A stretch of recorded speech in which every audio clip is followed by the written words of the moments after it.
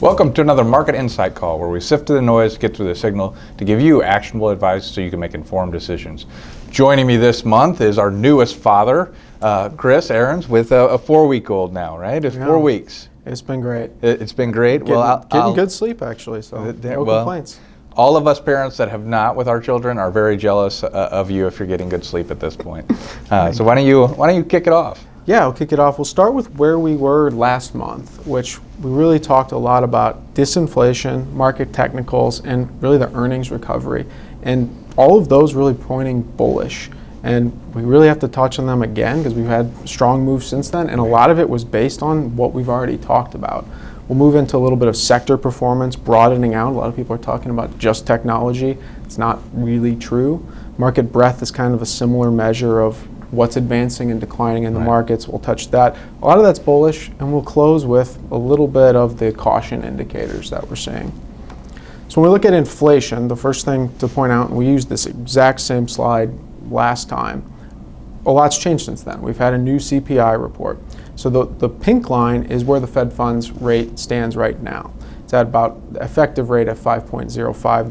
They benchmark a range of 5 to 5.25.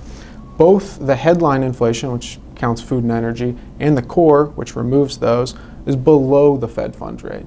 Really, that's been their long-term goal of getting there. It's a little bit of backward-looking measures, but still, this is a good sign that we didn't have both of these numbers below it last month. It is a good sign. I think there's a lot of hand-wringing that I see in headlines about how interest rates are going to really hurt the economy, and there's a view that needs to be understood there. But I don't think this is something to be that worried about, because when we talk about economic theory, you're supposed to have a real rate that generates a positive return after inflation and taxes. We've spent a lot of time where there wasn't a real rate that was actually positive whenever you consider inflation and taxes. So the fact that we can actually get a return above the inflation rate is something that should be a normal market. This shouldn't be something to be worried about so much as I'm glad we're back to what should be a normal interest rate one. Yeah, and so far the market and the economy have handled it pretty nicely. When we look to where that pink line is going to be going, the Fed has a meeting next week, and the market has a 99% chance that they're going to increase it by 25 basis points. So that spread will even widen higher they've raised rates above the inflation rate, which gives them a chance to talk about it. This is the first meeting they'll have where they can say, hey, we've reached this goal of getting our short-term rates above inflation. Right, and unemployment, it looks good. I know why they're raising interest rates, but I think I'm on record saying I didn't think we would have another interest rate. And though I'm likely to be wrong at that, I think maybe I'm the 1% that is still out there voting. Of course, no one ever surveyed me, so I doubt that. But I think the market can handle it. I don't think it's a big deal if we do get that interest rate as you were talking about. And you also said they don't need to keep going. No, right? I don't. That's part of the reason of why they have the rationale. Unemployment is low. They're worried about inflation heating, but we're seeing inflation come down. And if they do continue to raise interest rates, we're going to have a market sell-off at some point. Yeah, and the market does follow their forward guidance, but when we've looked back, their forward guidance has changed each time. They haven't really been correct to their original the expectations that they release in their economic projections. So they've been constantly saying, hey, we're going to keep going higher. Last year, when those would get announced, the market would drop 5%, 3-5% on repricing and higher rates. Now we're getting to the point where when that changes, the market's absorbing it really nicely. So that goes to another really bullish indicator we're seeing how the market's expecting those rates.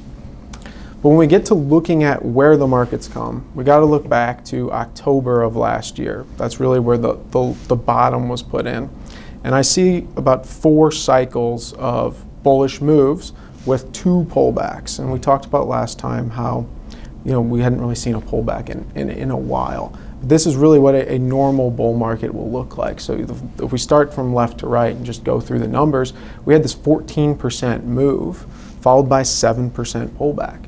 And another strong 10% move, followed by 8% pullback. It's very normal to have these long moves up and then come right back down a little bit, but constantly making higher lows your favorite. Yeah. My wife always criticizes me on higher lows or lower highs. And what that means is basically each time you set in that low, it's above the previous time that you set that low because it's an upward trending market. And that's what we're seeing. We're seeing the market rally, and then people wanting to test that rally to see if it's real, to see where the buyers are, and they sell off and they come in. And the fact that it continues to move up means most of the people that are bearish are giving up because the bull argument is winning. And we haven't had a lot of that lower test over the last few months. Right? We talked with that on the right-hand side of our chart. We had that channel moving higher, which was really what you want to see, healthy not market, just keep absolutely. moving up. And then the last month we've seen this big explosion higher. And I think when we look at that, that gives us really saying it's probably time to be a little cautious after a move. Like that, we're not going to be buying NVIDIA here. That's moved up. Right, you 100%. definitely don't want to be riskier here because just as this chart shows, when you get these strong movements up, you need to test those. So we're definitely due for the test for a there lot of are other reasons. parts of the market that do look interesting that haven't moved up as much as, say, an NVIDIA. Small and mid caps, industrials, materials, kind of the soft landing part of the economy that moved to the economy more than, say, technology has. That hasn't participated as much. That's more of where we'd be looking for adding exposure, not chasing some of the high-flying tech. Right, so this is not the time that you want to add risk. And I know we have a slide that we've been constantly monitoring. We use it a lot for when to fill cash in our cash hubs. You want to go into that? Yeah, it takes what we just saw, which was just since October, brings it back to 2018. Right. For a full cycle. So you want to explain these channels here on where we're in them? It just looks at the long-term uptrend of the market chained to 2018, the start. So the blue channel moving up is where most of the prices stay. They're very within that channel, and that's that 200-day moving average is the blue line getting average prices going back 200 days. It spends a lot of time within that channel. And we've broken out to the upside above that channel now. Right. And that's where we're looking to see, is it time to fill those cash hubs? Is it time to rebalance the accounts? Because when you're above that blue line, you're above the long-term trend of what the market has been growing. So that means it's a little bit overvalued. It's time to kind of take some of that risk off. If we go back to 21, you can see that through that, we were raising cash, making sure that we had that 24 months, and since we've dipped below that, what we've been spending down. Well, now we've popped back over it. So now it's time to reassert. Looking at drift. People that have 60-40 equity fixed income allocation are now north of 70%. Well, this is a good time based on these market trends to start pulling it. Now, the interesting thing is go back to 2021. Look how long we were over that trend. You don't want to just go and get everything out and become conservative on that.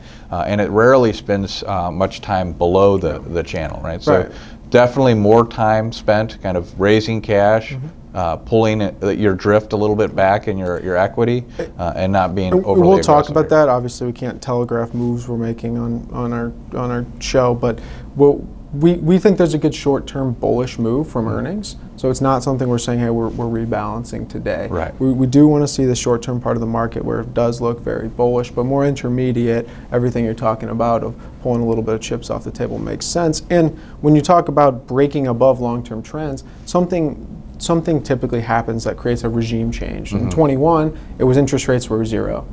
It was there's nowhere else to go. Right. Now it's kind of in the AI onshoring, which could be a strong regime change that leads to another bull market. And we talked about it last month, which is once we've seen a 20% move off the lows, most of the time, a year out from then, the market's up. Right. On average, 17% more from that time. And to what you're saying, if you just go back to 21, you don't sell right off as soon as you cross that trend line, because look how much higher it goes. But this is the time that you just start to pay attention to where the market is and these signals. It looks good still. Something else to weight that didn't happen in 21 is cash was not an asset class. That's right. It was earning 1 basis point typically. Now it's close to over 4%. And we have cash strategies that earn over 4%. So as we're talking about refilling hub accounts or increasing targets on hub accounts, the alternative is now over 4% return that we can get. But of course that, you have to look at it in a more of a long-term perspective. If you look at it on the chart we have here, year to date, well, those are annualized yields. So you're only going to get half of that. Right. Our money market funds that we use are over 2% on the year, but expected to go over 4%, especially if Fed keeps raising short-term rates, the underlying holdings in those are 60-day weighted average maturities. So it's nice to get that risk-free rate that's actually positive whenever you're talking about inflation. But to your point, if you've just waited instead of going to that cash and you've been in the market and you've been, especially in U.S. large cap, you've had a higher return probably than what you'll get for the year relative to what you've earned. Granted, there was no risk on this, so that's an added benefit for sure. This slide is one of my favorite slides. We talk about the market being a forward projection, kind of what is going to happen in the economy, because we really have to separate the economy from the market when we're looking at it.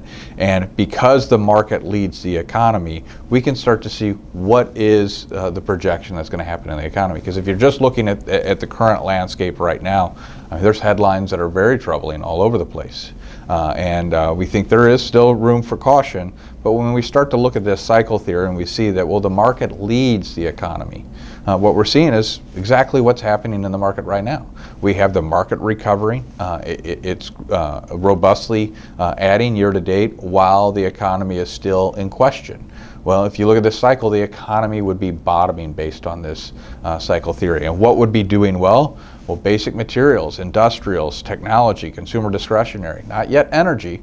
And that's exactly what we're seeing whenever we look at the broader indexes. Short term, what's working? So from the cycle theory, this is falling exactly like it should, which means that the market is saying soft landing is the most likely scenario. I would say that we've already had a mild recession. It was so mild that we argued about it over a year ago. The technical definition historically has always been 2 negative GDP quarters. We had those. They were really small, and the fact that we're arguing tells us that it was a mild recession. And so far, that's what the market is saying. The worst is past us. Expect to start seeing the economy recover. Now, that's not a guarantee. No. What we'll point to at the end, after we go through a few of these internal charts, is that all those periods when they're stylized business cycle, where you have the financial cycle leading the business cycle, you see a new credit cycle. Right. There's something, banks are lending, they're lending to businesses, rates generally are in a nice steep upward sloping yield curve, which makes banks want to lend more. Money supply is growing. That's not happening. Right. Everything else is textbook except that except one. For that. And that's a big deal. Right. We can't just ignore that either. And just to close out sectors, what you talked about is it's not just technology. Right? And when we ran that chart from June 1st till yesterday, and industrials and materials are towards the top of the performance, which is really good to see a broadening outside of just the tech and tech-related indexes. And we move to a breadth measure, which is just, a lot of people may be quoting this incorrectly. You'll see people that aren't technicians, breadth is a very technical term, are kind of changing the definition of it. And it's usually measured as just advancing and declining. So a lot of people will have a slide showing it's them pulling a relative strength. That's not really what breadth measures. So the way I measured it here was just the S&P 500 companies trading above their 200-day moving average. So their long-term trend of their prices, like we showed earlier at the index level, this would be at the stock level, and 65% of them are trading above that 200-day price. So you can see that it's not just the large cap. There are 65% of companies that are moving above those long-term averages. And we move even shorter term to 50-day moving average, it's over 85%, or just under 85%, are above their 50-day moving average. So there is participation in the market, it's just not as strong as they're seeing at the top of the market. And a lot of people measure, and we're measuring relative performance to an index. If you're not, and you're just measuring, is my stock advancing, there are a lot of advances that are happening in the market. So what you're saying is the financial media got something wrong? I think we have another one there. I think they're also about 85% on a statistic for that, on getting it wrong. And I did show one more thing, which was that the headline read, breadth is deteriorating, evident by a ratio chart, which is relative strength. This is a lot of what we do in our relative strength signal strategy, is saying what's outperforming. But like I mentioned earlier, they're still advancing the equal weight, just not nearly as much as the cap weighted, which is why the ratio chart is moving downward. So what this is saying is if you took the S&P 500 based on company size and divided it by all 500 companies equal weighted, well, the regular S&P 500 is just growing at a much more rapid pace than the equal weight. That's not breadth at all. It's just the way that the market cap is actually constructed right And now. when you look at our strategies that run relative strength, we don't have any equal weight S&P 500 for that reason. That's the trend we've been on seeing, and that's what our strategy is designed to do. The chart we just showed is trendy. You can see it moves up and down and mean reverts. That's why we run a relative strength strategy, because there are trends we can get and we can exit when the trend is no longer in place and move to a new trend. That's really the data that happens behind signaling. You know, for a long time we've been seeing a lot of information on the S&P 500 and its concentration, and if you look at the Qs, it's also there. It's a very concentrated position. Microsoft, Apple, Google, all these names are making a bigger and bigger component of your market share. If you don't have the top 10 names, you're missing like 25% of the overall value of the S&P 500, which the other thing that I've seen in the headlines, which they typically are getting wrong, is the rebalancing of the NASDAQ index. You want to have? Yeah, I saw a funny one, a commentator on CNBC calling it he called it an emergency rebalance. Yeah, emergency rebalance. He was being funny, but and so he'd make it sound like there's guys in a room that decided the concentration's too high, we need to rebalance. But when you look to the prospectus, they have a rule for concentration. And when the securities are that concentrated, measured by companies over 4.5% weighting, making up over 48% of the index, Tesla pushed that up, and they have to rebalance based on that metric. And it's still a very concentrated index even after the rebalance, but it's just a rules-based rebalance. And so that was another thing that a lot of people got wrong with the headlines. The other thing, which is a kind of a hobby horse of mine, is this active versus passive debate. It's kind of dying down a little bit here, but everyone talks about passive investing, passive investing. No one's really passive investing. If you buy the S&P 500, you're buying 500 companies that a constituent of a board has selected. Similar here with the NASDAQ 100. No one's doing a complete market weight and saying, well, the market determines Apple is a better investment at this percentage weighting. Why would you go against that if you're passive? You wouldn't. So what I would say is that it's not active and passive. I don't think anyone actually could theoretically invest passive anyway. It's how do you want to pay for your filter? Do you want to pay a CFA to build out detailed charts and understand the depth of a company?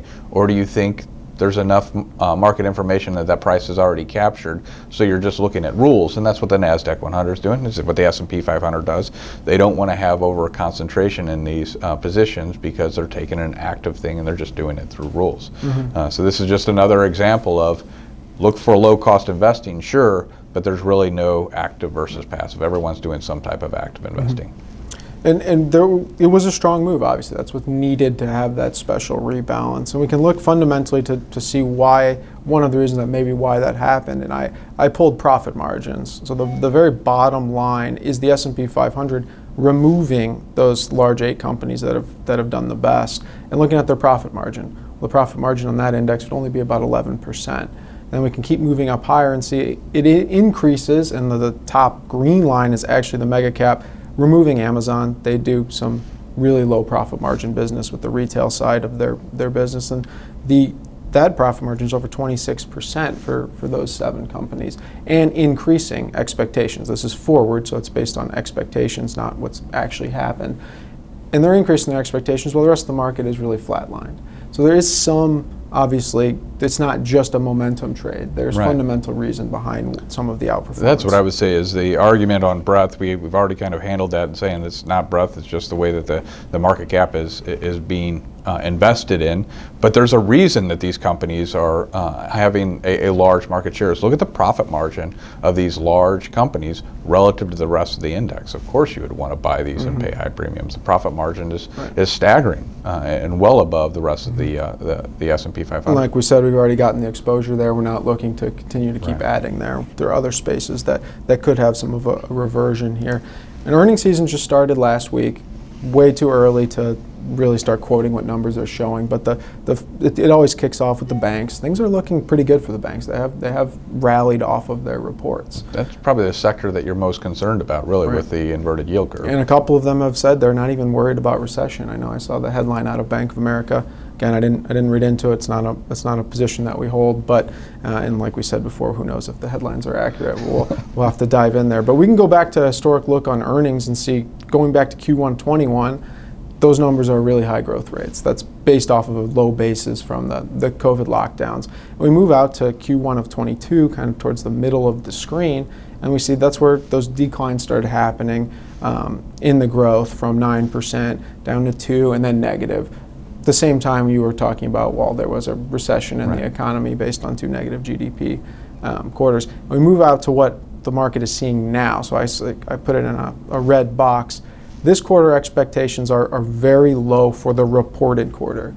So the expectations are, you're going to come in, you're going to say, it was not a good quarter, but we're going to talk up where they're going. We're going to say, here's our path to get us back to 8% growth, and we don't show the 2024 on the slide, but next year expectations are moving back up above 10% and significantly jumping above where they were in the past. So I do think, we talked about the short-term bullish, that we are going to see companies really talk up a rosy picture for themselves, returning to this strong profitability, and I think the market's going to like it.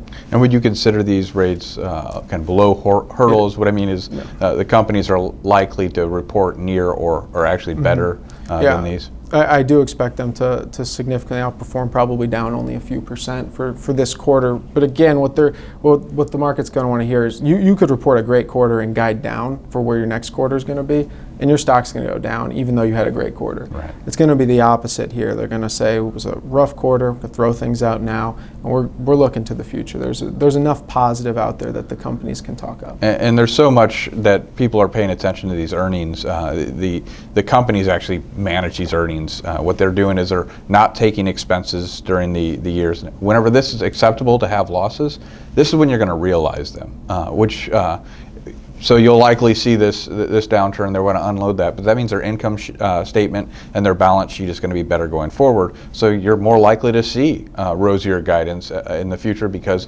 they've made some fundamental changes that needed to happen on an accounting basis that's going to make their earnings look higher in the future. And because expectations for forward guidance are improving, there is a chance this is a sell the news event. But when you're seeing the market move up this strong, I'm still thinking it's not going to be a sell the news event. So we're pretty optimistic here in our call, but there's still some cautionary tales. I would say 2 big ones, which are very related, is that yield curve and the money supply. So what we were talking about during the financial cycle versus the market cycle, or the economic cycle versus the market cycle, is we're not seeing a robust monetary response by the Fed. We're not seeing consumer credit expand. We're not seeing the banks lend. That's the one thing that's missing here, and it's not an insignificant thing. So if we're optimistic, we're going to go back to, I think it was post 2008, when everyone would say, well, we're cautiously optimistic. We're going to also use the word caution. It's because of this yield curve and where the money supply is. Now, if we were to look at the money supply, I think you can make a reasonable argument that you can kind of ignore this noise. You can see that we got well over 20% growth during COVID in the way that the government and the Fed responded to that situation by increasing the money supply by more than 25%. So all the dollars that were created before that, going all the way back to 1913, they increased that number by 25%. That's a lot of money and a lot of cash. So to see it pull back at 4%, what's likely happening is people are still deploying the cash that was created then. And if we were looking and kind of smooth that trend line up, we probably have some positive growth here. So there's caution, but a reason to still be optimistic for sure. The money hits the economy with a lag, right? So if there is a strong lag and we're pulling off money that hadn't quite hit the economy yet, that's why you may not see the strong contraction in the economy that you do historically. When you look at negative, there's only a handful of times, we're not really pulling them in this chart because it doesn't go back to the 20s, but there's a handful of times where money supply year over year is negative, and it has not been good for the economy. Right, and I would, it's 100% really if you look at it, negative yield curve, but I would argue that we did have a recession. It was just very mild, and hopefully with AI and all the other productivity gains, we're actually going to pass this one, and it'll be a soft landing. But Yet to be determined. All right, well, if you have not subscribed yet, make sure you click down there and hit that subscribe button, and hit that like button if you're happy that Chris got some sleep. I know I didn't. We have a young baby at home, but it's more the rain with the pool alarm. So with a toddler, we have these pool alarms, so I didn't get the sleep that Chris got. And if you've found this interesting, please hit that arrow button to share it with your friends. We always want other people to be informed so they can make good choices as well. We appreciate you tuning in, and we'll see you next month.